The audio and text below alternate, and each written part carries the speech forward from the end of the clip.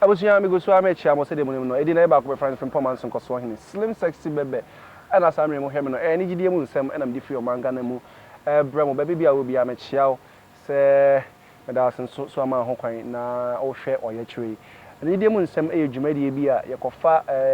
Ghana for ma o mudi din Ghana e konkan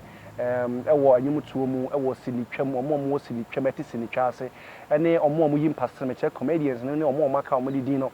konkan no na minimini ya baabi a oba o manga na mu sesei paade a ne nyom no etu atese o baabi a ama sabiu amanyoko bi kra afa nyom no ato mo ho so se nyom no asababa wa na hyeda boma omo chese eye wantwi sembia na ne bedi nkomo mene minua ba Mary Agyemang ana ewa ha se ne yemfredi din nimpo biem uhu na o se change over ne ye kwa no mame Odo. Netisen. Nyanko pando me busu change over. Busu na change over den. What change over den? Ah, nyagro. Na so dey atwa. Abo mo dey atwa wo adwuma mu. Me amitimi mu. Na yenko em se bebre na nche de nimu me kan buchu for near the Ghana for had the area. O maji watu. Yeah. Ya ka se Mary Agyemang. Why ni Mary Agyemang? Yo me da se bebre de di kan me chia ahwefo nyina. Na edi ya ansa na meba ye busa Mary Agyemang din na dodo na nkasa di nimi me did my first album out that was in 2009 no na ye Mary Fokuo Agyemang it me change over no na just say Mary Agyemang so what I say na me can say me change over ya no be him inside I say me sure that you man me ntena ye na say what change over na we din be free mu dia na say there won say me can me say dodo na dodo ni so me the Mary Fokuo Agyemang it Agyemang can me din hon dada da bi me na Fokuo na hon na we free mu no won say ade no say me di can out in the first place that was 2009 ache inti me ba na ye ka say branding na ni nyina aka ho bi na first na Mary Fokuo Agyemang na din ni wa inti na nkofo ne bono Fokuo na especially aye din o free Ashanti region ko other regions na eya na Fokuo ni bono aye omudi obi kra ti me ka fufuo na de asema Fokuo na da ni fufuo can you imagine inti na o say it's my DNA yetia obia betini yes Mary Agyemang my first album my imprempren nyame de me din another say Mary Fokuo Agyemang it's me change it over no that's me for Mary Agyemang I hate it I hate it pa me to abehu sa tomamti o say oyem prempren nyame oyem prempren nyame oyem prempren nyame Nyame prekono no. Wona ato sa anyu. Yes. Ayo, ene no kwa say we change over na cho. We change over na cho na. On say Bible say odi ye free adum mu kwa adum mu. Na omfa ye mfi odo ho to no so omfa wo free adum mu kwa nu guase mu da. Eti wode me start free imprempre nyame no sa adum kwa adum ma change over. So eti no to say de ne e ka no me free cry e friend tepa. Na tepa. Yeah, you no tepa ene biye share but na Asante me na Ashanti region epem auntie oh into one can say ahafono ano oh okay so auntie be free tepa na me nua no ya miensa me pe na me yoba me so na me yepanyi na ma me enu di mechi na me ma me ne papa se bi o mu da so ware me papa free sepa se ebu akwa sepa se na me ma me so free tepa. Yes, now me start say me name so person me come school once. So me te so kwa Santo girls bi na yes ho na me royal me your dish pa ya Santo girls. Me we ya Santo girls. We na to aso call. Me am call Kumasi Polytechnic. E ko HND accountancy. Me na eja manfo eja you say ayi one upgrade hu a na ye. Nti amanfo short courses so ye bia fine. Nyame adom. Yes, me aso wanyini o ana. Me so. Sa. Nko so. Menye me ho na efe. Nyame ahira wo. Ana se nyankopon hira wa mo abrewa da. Mum na kawa no so. Kawa na unze anwum no ma sebi. Unse asem no nyame asem no. O ka o se reflect o abra bom. Na obi hu a aya dance die. Reflect in your life. Enti no 26 unse anwum no me say na me say afi we pa de. Me stress on it o wa afi no so. Afi we pa de change over. It's a few party and go be free here, we be drew, no be say ticket as aba. My friend, and I mean Ganda. On two be wale. na say matonyum no na ye nsenkyere no wonkrofo abrabo mu a e wo se me so ye nsenkyere no mabrabo mu na wo ni menya o say ye nsenkyere ni o enu nti no say be ma ne ma akura e gidi anamo na metu say afi we pa de change over e na be ma no so aba me tu gidi anamo say afi ye wa nti wa ba na o mai nkoso oni ni gru ase de wo me ka ba hye obusa me no ena mabusa wo se me nka bibi fa Mary ajima wa ba na o mai etiefo ye wo ye na nyu de na ade na ya na mu no ma ye oni baby wa ba na o mai enche topic no me nche topic no me fa nyankopon fa mu da ba de waba ye menyina dream nti nka se sebi ebia esa akora nche nyame ani mo nyam beautiful obi wo hono mo a sebi me ne no e hyehyɛ awade etimi bom pese nyankopon beto nhyiransuo agusu so na abem patcho de bi oni industry ni o bank manager onya bank manager ono na ye adwuma na oni me ye adwuma de bi o abrochire de bi oni akwanti obukumase okrom all right Mary yenko yenim onyum change over abaye ade bi eda obia no Ghana obia na manyuko NPP fo asonyum yi mu a omo twini twan Mary wo de nya hwe sika no de meme de be ma menyi kapre ka kire me Mary e ba ne say na NPP fo atimi afa nyum no e be bi kwa una woka o because ana men kan say na nyum a da bi anyum a ba bi abedu bia no na NPP fo asom change omo campaign ba bi omo ko bia change over yebo so o ma ho kwan so omo monso sa fa nyum campaign omo mo enti no sika na say na age ye oni bibi nkoso obi anji sika unji bibia obi anji sika no mo yusu nyum ne sa akwa obi an obetimi nde pipe bi nkrata na bibia abechem so ne makọ contract agi ama misika bi na ne ku fodu nhia o nhia o se me da se wabọ nyuma me hu ne da bra me no ka se menim so ochina bi na menya akwanya kra chia ne so na president mama mahama ma chia ne nsam deamenim to bia nso approach your manager obi anya de tie ne se nhyehyɛ egu akwan mu a nipa bebree aba ho de bada bia me ka se nso so anfa mfiri osuru mu andom wa untimi nya de nyina odi firi suru mu suru ena dom yen eni ntina ansa na wo begye mu na wo se wo bisa no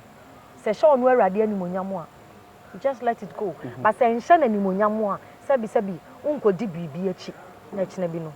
nkofa ho nsunsun aso mmerɛ nti egusu ase nyankopɔn makwan a ye begye mu what is MPP for your campaign na mu yusu onyom no e de your campaign a den na e ba wo se Ghana ha ye wo copyright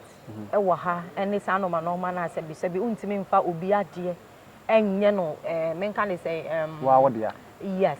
o sebi o pe ha o sebi usiki permission efri ni pakro no na me per say bra me no ka say de matete bi but me mfa mani enya hu bi be producer and so menya sure say bia as I'm talking to na me manager bibi sa ye but say bibi sa si a yesu ye betu ho anamo ni be court ani edru ho no mu a un say e wo say enipa say bibi sa wo say oni nipa ne tena se na mo ye nhyehyeye no e ma famra kwan so because sabi obi a wo yisi bia no say NPP na I think ngwa say NPP for ngwa matagi omu there be o me dey say eh no need the biggest opposition party okay I agree to that yeah me gidi ye kura say ayi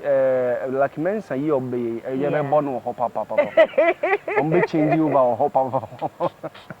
na wonim baby who say obi ahia nsesa when abrabo no dey ampa even the sitting government in the council say there why ye nyina wo no side that is how he sees it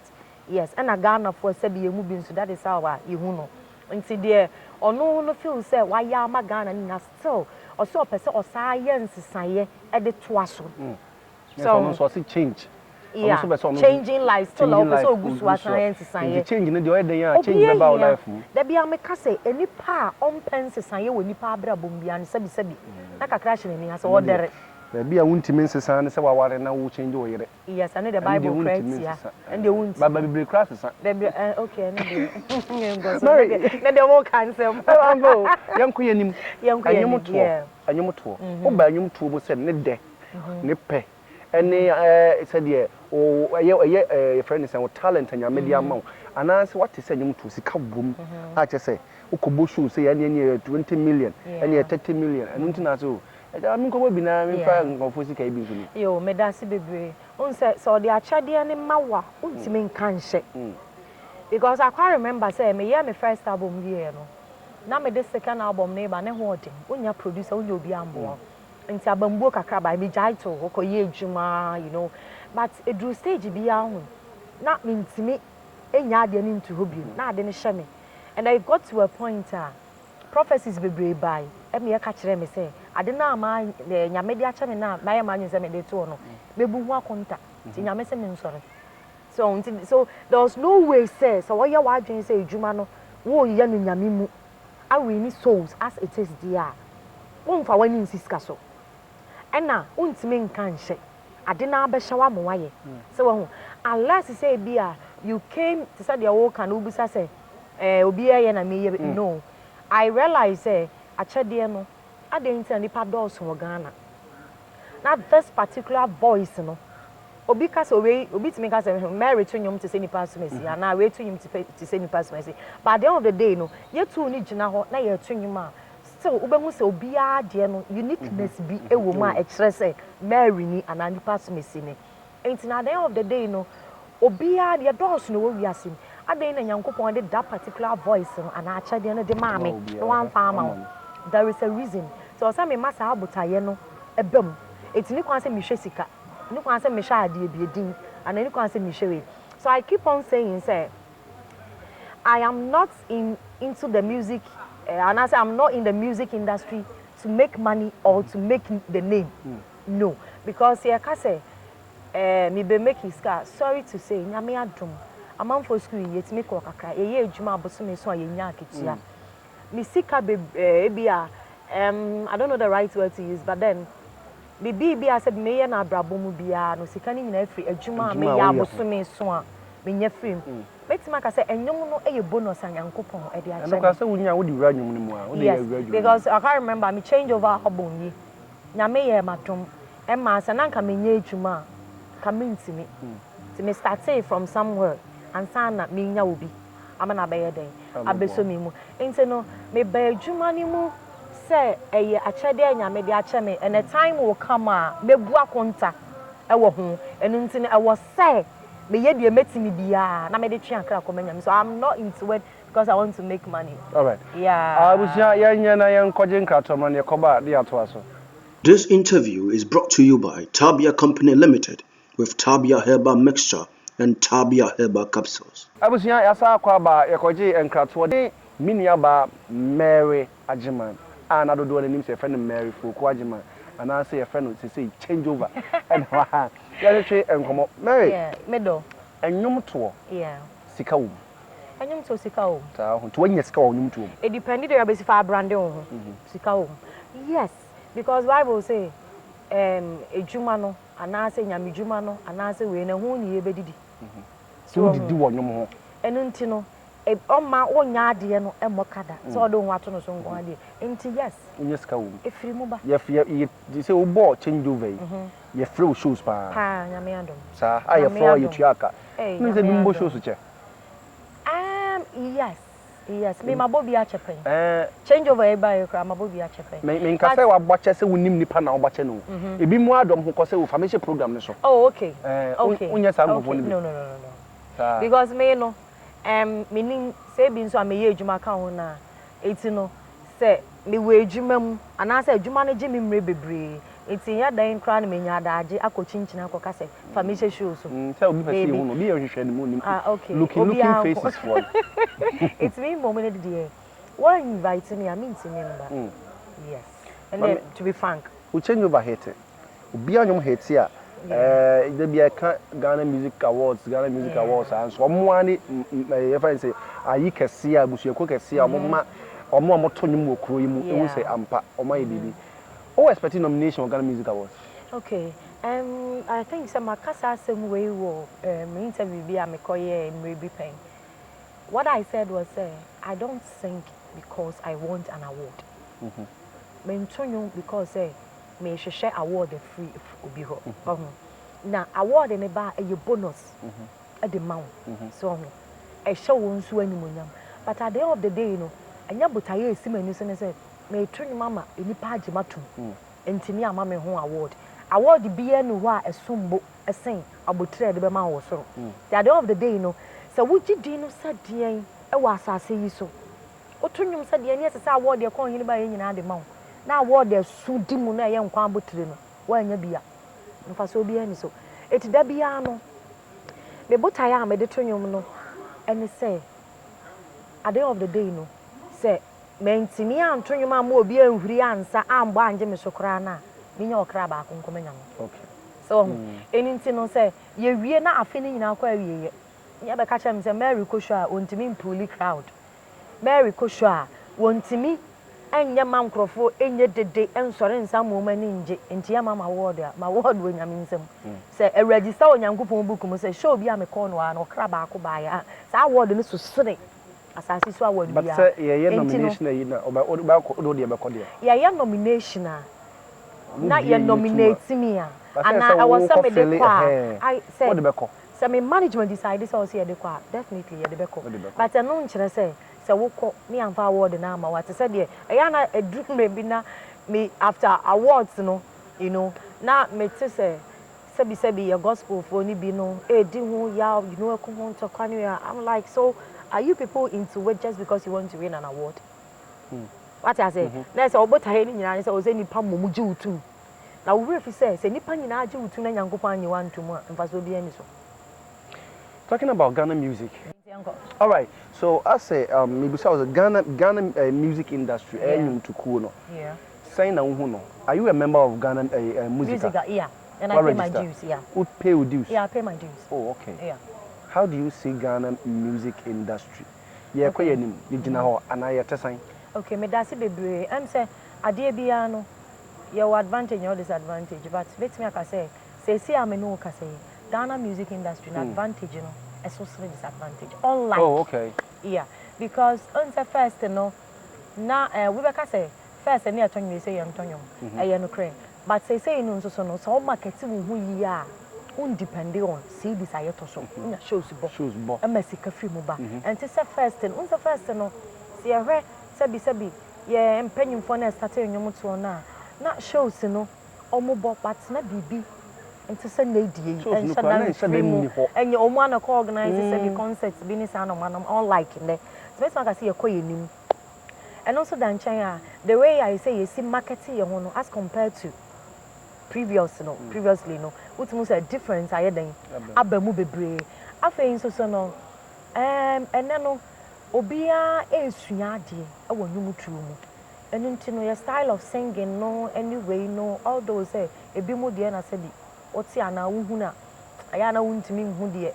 so yeah them say or have fun way and answer fun way you see but majority na so no utumu say na no tumi no ene yesua ade ewu mu age say ye kwenti I know say in a year or two to come no industry no abekọ na nim classing say bi ehu ni just that what kind advantage or kind disadvantage just that and sabi yanyum ni bi a ya na eba no what they compare to you say nyum ni bi wo ho no mo a upeja enne ya me no kasa ya tumi ni anwodin wo but enne ndie no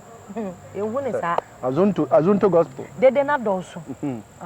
dede na na nya dede no kra mo ankasa mu dwumo ho ya asem mo se mo ye gospel musicians sabi nyankopon de ya ma mo se mo no mo na fan say asofo ho but mo so mo fa nwom to entwe akra ma me no mu dwumo ho omo po airport eno de ya asem omo mu ja manfo kru no mo je omo we manfo yiri mu so we pa mo so mo gospel ya asem eno na me kan ye no say ye di kan e kasa no me kan bibi say wo hu botaye na de nti e de sa botaye na ma wo na ubehu kwan a wo se wo fa so but unim na wo fu se obi a ye nti wo se me ye bi ana se me ya pe me ho ana me ya pedi adia enya wo be mane te se de wo kan se ye dwi ye hu ya but I ni suani so se me ye na da che na bu hu akonta it me change over album ni so no hu me wo track bi wo say me de pause nsapan enyum ni nyina a kire wo say yemfa ne se me no wo kasa se sie se totroban to bi hyan wo soro meko ni yemfa ne se mo me da se yemfa ne se ne ya atamu da yebeko ne se yebeko ne nsapan oh me de meko yebeko wa bra me nu mi ni entima nche okra ba kumpa akoma nyame obeko ne nsapan ana eti bra ye frɛ ye ho Christopher gospel musicians na ye ntimi ntonyum ensa kira ntwe akra ne ye de pa ye ho so won te se ne ye a wo ken ye a adane dura se atamuo no esane ne ananse ne totrobanto ne ehane a yebeko ne sen eti ne yankan hu ne se achade ne de wo de achaye yo wo beto o be pagya nwom krofo be tie gu krofo be bo agye so but emu adom mu sra no ne ni ho bi all right yanko before say you be sorry o lunch and ebe ba so yeah no na manya ho nti ye man ka enye yi date be na eba so na hefa na wo yankrofo be na wo ne wo mo edi jumaje okay yo me da se bebre eye nyame ya adom a 23rd October ya bosom ye da ye ni 23rd October na ye pa eye change over no ho ye hu dede ye launch you know na ye no wo Yegola Hotel ewo nhia so okay yes o kwa ahoje run about ben +2 kitchen well so obi enim ho obi enim ho yes ewo Yegola Hotel ewia 1 pm ewia 1 esikwasi aba okay yes na da no ho me pese obi bia eba because ada no yankogina wonkotwonwo keke enkodi asa keke ye ni nyankopon ko bompu ni mpu ne ye de osori on say Bible say ade ba kopa na awurade ntimi nyama no ho se obehwa no ho obesori no ho wo obeyi no ho aye on say oye nipa na wo ta ahwa wo ho a ye se wo kire wo ho yes editi na nyame nwini mi nu mienu eti bra na sa ada no nyame botaye nti ode nwini mi nu mienu no ye nam nyom to so so ne ye mfam peja onu awurade ma ne tirim nya ne de ye ngi gate fee e free kam bebu say no bi dabi peja nyame na agin gate fee dia ze ne odo ye ngi gate fee tina me to me nsa from 23rd October bra ne ne nyum tofo akon hene ba ye nyina Obapa Christy ba brother Same ba Anita Free ye ba kire se Jakalolomi Ghana nyum tofo akase ni nyina wo bia e ba eyin so ba nanado nana se nana ntonyum there be say change over ba bi o ma dia tie ne se me to me nsa afre wo bia enti se e ka nana akoma nana betimi aba sabi o mesra me ka o ma no da sumina so se sumina nsumu nana eye nyankopon ba ona take from the tie de nwene no enti nyame ono so ye nyame man tie frɛ nyame ma e wo se ono so ba ye sori nyame mahama nyame president ono so ye nyame ba ba ko no enye no ma me akwa donko ono so ya tuni safra na ayalege papa da bia wo bia bra wate ayarega na ba ko no no tompa odike papa me say me yadawa na papa indio obia tia me to me safra obi biara 23rd momra ne launch change over way forward like in fancy me 2 years 2 years at the end of Mary Ajima be hu no Mary Ajima abrabum yo me da say break 2 years no e da ye nimi no de me hwehwe ene se nyankopon emfa menye butaye say no de me ya but me pese me hu ensesanya soronko sesan onu awurade na enimi dia to nanim me pese wode me ye de omfa obi anya ebida oma Mary Ajima me ye soronko kra wa adwutifo mu say a year or two to come no only me tena say ye interview bi mu a wo beka na sha onu awurade enimi nyam to make me crack say Mary aware a wontafo enom ne ade matwonwoma mabubuafo asore eno na me hwehwe miracles na wo ware wontafo nye miracle aya miracle kase na me sa kan si so say me twonwoma ma say so hu e bia na wa abrabobum na enya na awurade ne sa kan obi kan fa ka obi enya na woni bibi ansa ne ebeko no Mary Ajima Ministries say nyame adom ye boa wo na woni bi so hu nti say wo ye school say wo ye hospital o waden ade bia wo feel say challenge ade ma wadwuma no ana say school na ana say we no wo like a page e wo Facebook Mary Ajima Ministries wo ni betimi ni atwetwen enkomo e wo ho bia wo ho bia no na ye de aboa yes afa enyom no so aba abonten okwa Prince Music Shop across the country benya bi okwa online shops ni nyina so Spotify iTunes be bia ubenya bi ato yes e wo change over album no so ni nyina wo so ma change over hakre na mesi afiwe party a change over ni amanyinara basesa the Lord's in control ni amanyina be yo things are really gonna turn around things are really gonna change san say di ma foti ase ni amanyina be yo na mesi afiwe party a change over ni amanyinara basesa the Lord's in control ni amanyina be yo afi so ba ware wate yesterday. What a man. What a prophecy. Oh my God. Nyame Aisha mama. She had of food my person chom nko. Yo, me chia obi bia nyame ba wo nya nyame ba kra me chia because person so don hu me awurade. Na ahwefo a mo hwe me eye Europe fo me nim se wana me nua ba me. Ewo me chia mo nyina na mo nim. Mo ntwen sansa afi kwa wiye me ba ho me ba to kese bi wo ho eti ba bia wo bia no twɛn me ba yɛdase eba ne sadia na me de aseda ma wo a wo nso o hwɛ me da bia me ka me se enye asem ketoa okonkoto yenu ma ya bobi ma mo ate na yebre ye chinchin ase ye de nepa e be free krokro so e de abro nyame enhira opi enti no be kind to one another. God bless you. Bye.